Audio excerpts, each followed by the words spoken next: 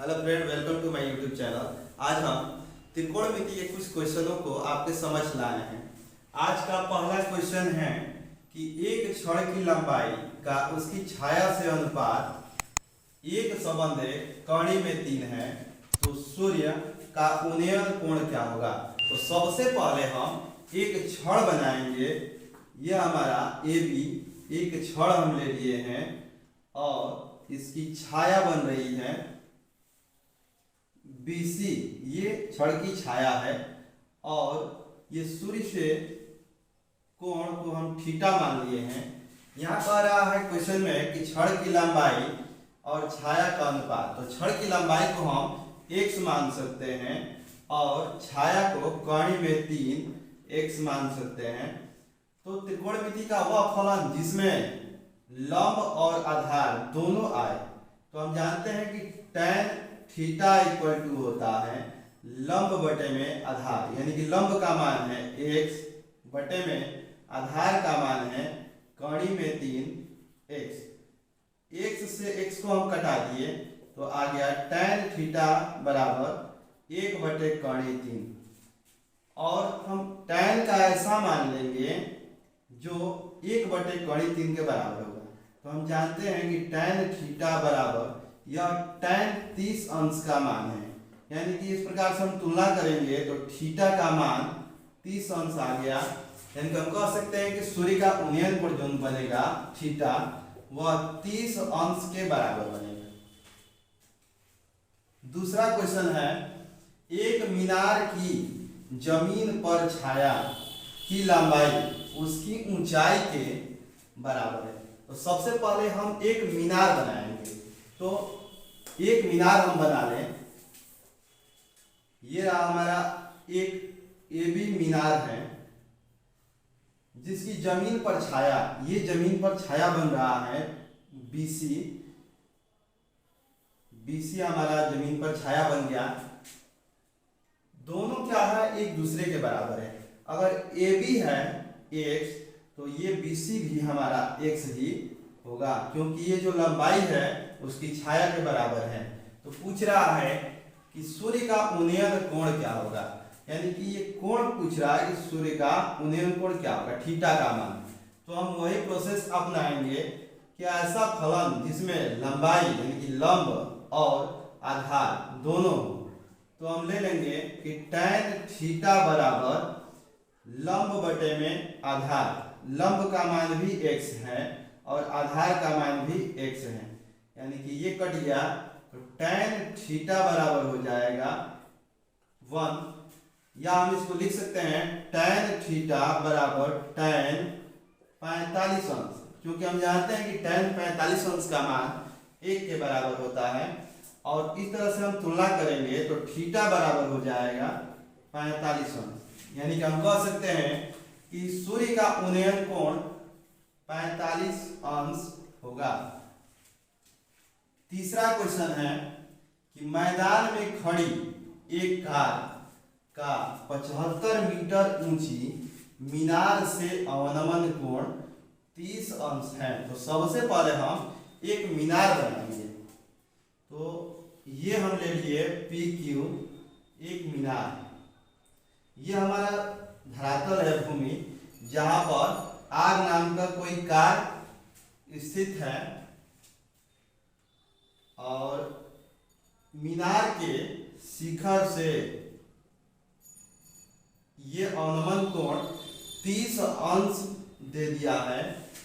AB को हम मीनार माने हैं और यहाँ पे लिखा है कि मैदान में खड़ी एक कार का 75 मीटर ऊंची मीनार है, यानी कि मीनार की जो ऊंचाई है ये 75 मीटर की है और यहाँ से अवनमन कोण 30 अंश है। तो पूछ रहा है कि मीनार से कार की दूरी, यानी कि मीनार के आधार ये है और कार ये है, QR का मान फाइंड करने के लिए पूछ रहा है कि यहाँ से दूरी क्या होगा। तो हम जानते हैं कि ये पहले अवनमन कोण जो है 30 अंश है, तो एकांतर कोण के द्वारा यह भी हमारा 30 अंश हो जाएगा। अब हमको निकालना है मीनार के आधार से कार की बीच की दूरी। तो वह फलन लेंगे जिसमें लंब और आधार हम ले लेंगे tan थीटा, यानी कि थीटा की जगह पे ये कोण दिया है 30 अंश। tan 30 अंश बराबर होता है लंब बटे में आधार। लंब का मान दिया है 75 मीटर और आधार का मान हमको निकालना है QR, जो मीनार के आधार से कार के बीच की दूरी है। हम tan 30 अंश का मान जानते हैं कि 1/3 होता है, ये हो गया 75 बटे में QR। अब हम क्रॉस मल्टीप्लाई करेंगे तो QR बराबर हो जाएगा 75 × 3। अतः हम लिख देंगे कि मीनार से कार की दूरी 75 कणी में 3 मीटर होगा। अगला क्वेश्चन है, एक मीनार की ऊंचाई 20 मीटर है। एक मीनार की ऊंचाई 20 मीटर है, तो सबसे पहले हम एक मीनार लेंगे। ये भी हमारा एक मीनार हो गया जिसकी ऊंचाई 20 मीटर दे दी गई है। जमीन पर बनने वाली इसकी छाया 20 × 3 मीटर है। यहाँ जमीन पर इसकी छाया भी बन रही है जिसकी लंबाई दे दिया है 20 × 3 मीटर। तो पूछ रहा है कि सूर्य का उन्नयन कोण क्या होगा, यानी कि उन्नयन कोण थीटा का मान पूछ रहा है। तो हम लेंगे tan थीटा बराबर लंब बटे में आधार। तो लंब का मान है 20 और आधार BC का मान दिया है 20 कणी में 3, यानी कि 20 से 20 को हम कटा देंगे। tan थीटा बराबर हो जाएगा 1/3, या tan थीटा बराबर हम लिख सकते हैं tan 30 अंश, या हम इसको लिख सकते हैं थीटा बराबर 30 अंश।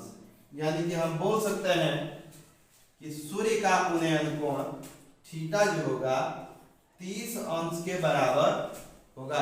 अगला क्वेश्चन है, यदि sin a - b बराबर 1/2 और cos a + b बराबर 1/2 कंडीशन दिया है कि a + b greater than 0 degree, less than r = 90 degree और a बड़ा है b से, तो a और b का मान निकालिए। तो हम पहले लिखेंगे कि यदि sin a - b बराबर 1/2, या हम इसको लिख सकते हैं कि sin a - b बराबर, ये sin 30 अंश का मान है, दोनों पक्षों की अगर तुलना कर रहे हैं तो a - b का मान आ गया 30 अंश। इसको हम समीकरण 1 मान लेंगे। दूसरा दिया है कि cos a + b बराबर 1/2, तो लिखेंगे cos a + b बराबर 1/2, यानी कि cos a + b बराबर, यह हमारा cos 60 अंश का मान है, यानी कि a + b बराबर 60 अंश। इसको समीकरण 2 मान लेंगे। a और b का मान निकालने के लिए इन दोनों समीकरणों को हम हल करेंगे। तो हम समीकरण 1 में समीकरण 2 को जोड़ रहे हैं। समीकरण 1 है a + b बराबर 30 अंश, और दूसरा समीकरण है a + b बराबर 60 अंश। b से b कट गया, a + a = 2a, और इसको ऐड करेंगे तो आ जाएगा 90 अंश। a बराबर 90/2, इसको कटा देंगे तो आ जाएगा 45 अंश, यानी कि a का मान आ गया, a बराबर आ गया 45 अंश। अब हम क्या करेंगे, a का मान दोनों समीकरणों में से किसी एक समीकरण में रख देंगे।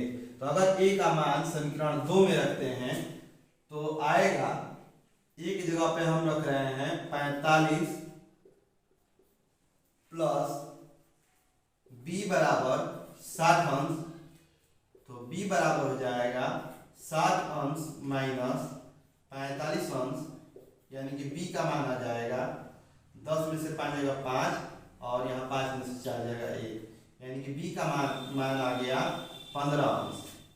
यानी कि ए बराबर हम लिख देंगे कि ए का मान है 45 अंश और बी बराबर 15 अंश।